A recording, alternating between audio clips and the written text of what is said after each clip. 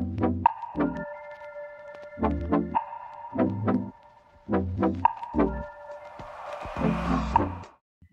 Trekkers, आज आपण जाणार आहोत पुणे जवळील एका ऐतिहासिक किल्ल्यावर, तिकोना किल्ल्यावर.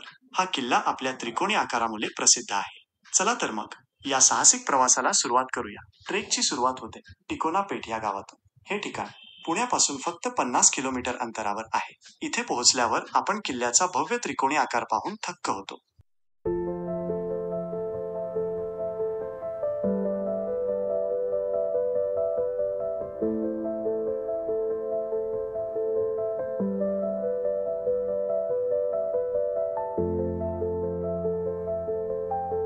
सुरुवातीला पायऱ्या थोड्या कठीण आहेत, पण नंतर वाट थोडी सुलभ होते. ट्रेकिंगची वाट तशी सोपी आहे, पण थोडं दमदार चढ आहे. वाटेत तुम्हाला निसर्गाची अनुपम दृश्य, पावसाळ्यात वाहणारे लहान धबधबे आणि पक्ष्यांचा आवाज ऐकायला मिळतो.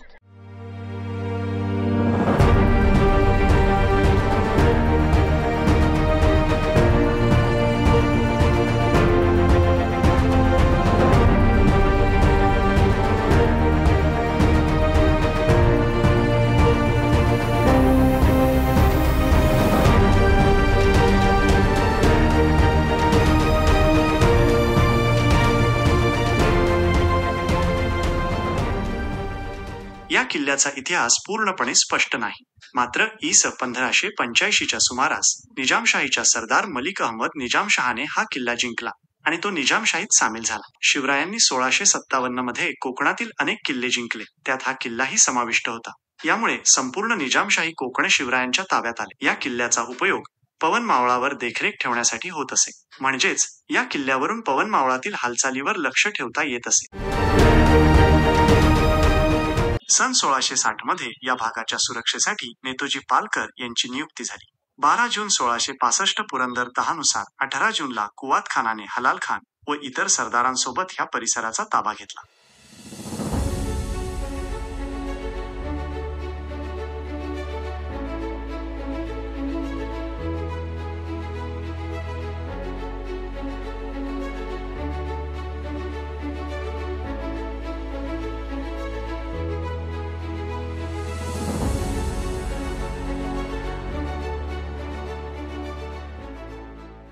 इ. 1682च्या ऑगस्ट महिन्यात छत्रपती संभाजी महाराज व अकबर याची भेट झाली. या भेटीनंतर अकबर तिकोना किल्ल्यावर राहण्यास आला, मात्र येथील हवा न मानवल्याने त्याला जैतापूर धाडण्यात आले. इ. स. 1818 मध्ये किल्ल्यावर थोड्याफार प्रमाणात लढाई झाली. यात किल्ल्याचे बऱ्याच प्रमाणावर नुकसान झाले. आता तुम्ही बघू शकता की किल्ल्याची मोठ्या प्रमाणात पडझड झाली आहे.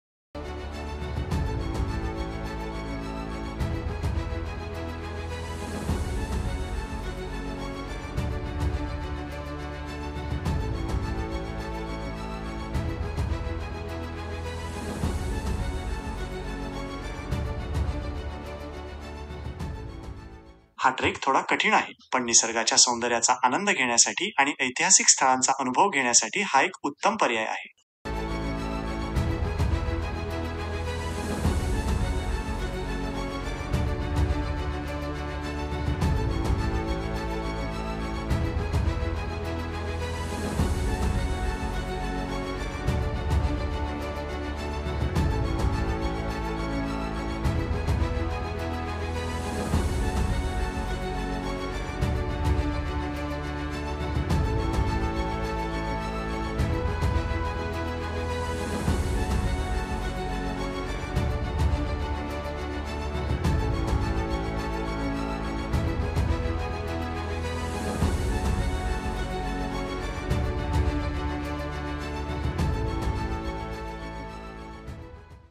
आता आपण पहिल्या दरवाजाजवळ येऊन पोहोचलो.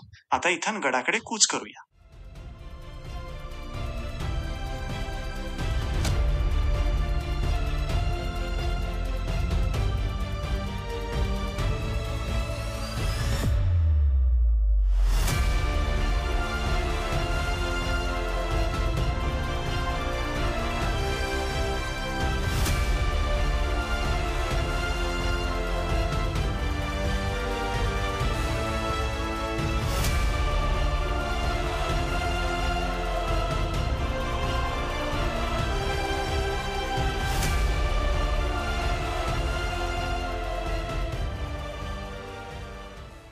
हा आहे वेताळ देव बुरुज.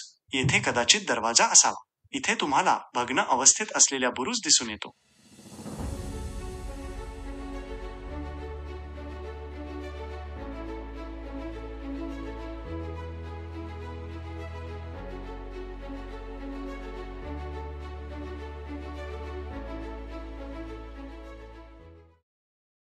आपण चपेटदान मारुतीराय इथे पोहोचलो आहोत. चला तर पुढे गडाकडे जाऊयात.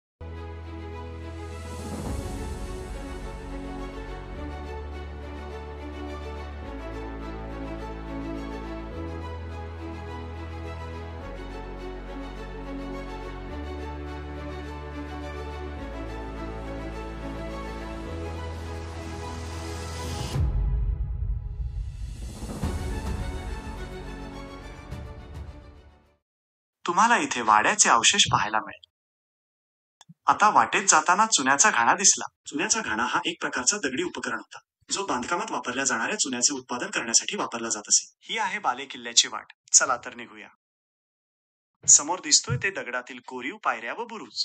पायऱ्या चढायला थोड्या अवघड आहे. आपल्याला दगडात कोरलेल्या पायऱ्या आणि एक बुरुज दिसतोय. पायऱ्या चढायला थोडी मेहनत लागेल.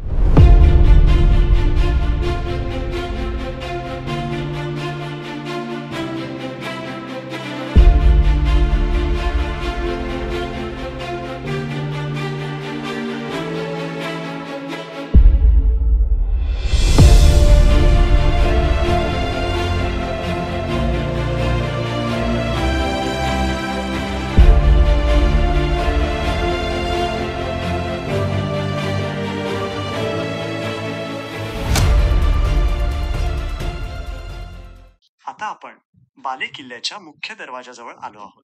आता आपण बुरुज भक्कमपणे उभा आहे. आपल्याला एक लेणी दिसते. चला तिच्याकडे जाऊया.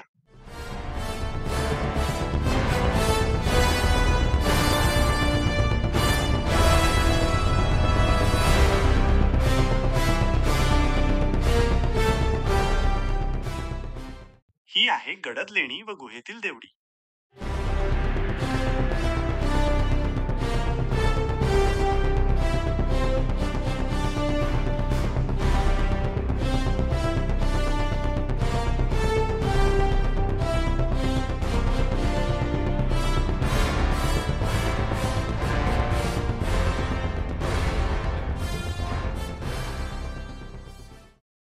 तिकोना किल्ला हा 7व्या शतकापासून अस्तित्वात असलेला एक प्राचीन किल्ला आहे. हा किल्ला छत्रपती शिवाजी महाराजांच्या काळात खूप महत्वाचा होता. किल्ल्याचा इतिहास वाचताना आपल्याला अनेक मनोरंजक गोष्टींची माहिती मिळते. किल्ल्याच्या परिसरात तुम्हाला अनेक ऐतिहासिक वास्तू दिसतील.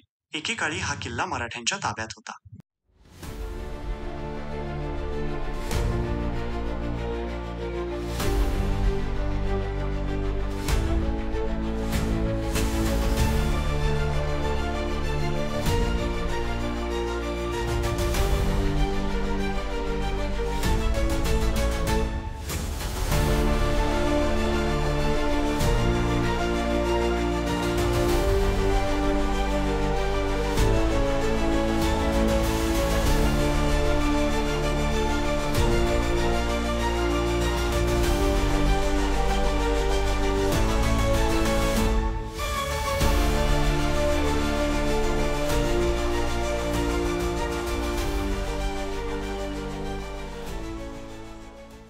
शेवटी आपण गडमाथ्यावर येऊन पोहोचलो.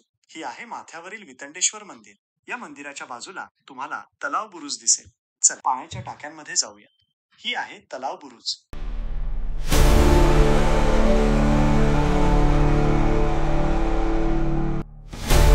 किल्ल्याच्या माथ्यावर पोहोचल्यावर आपल्याला निसर्गाची अद्भुत दृश्ये दिसतात. दूरवर पसरलेली हिरवीगार डोंगरांची रांग, खाली वाहणारा नदीचा प्रवाह, सर्व काही खूप सुंदर दिसतं. म्हणजे जेव्हा तुम्ही किल्ल्याच्या सर्वात उंच भागाला पोहोचता तेव्हा तुम्हाला सर्वत्र निसर्गाची सुंदरता दिसते. दूरपर्यंत हिरव्या डोंगर दिसतात आणि नदी पाणी वाहत असते. या किल्ल्याच्या तटबंदीवरून तुम्ही पवना जलाशयाचं अप्रतिम दृश्य पाहू शकता. याचा अर्थ असा की या किल्ल्याच्या भिंतीवरून तुम्ही पवना धरणातील पाण्याचे खूप सुंदर दृश्य पाहू शकता. अशा प्रकारे आपला तिकोना किल्ल्याचा एक दिवसीय ट्रेक संपतो.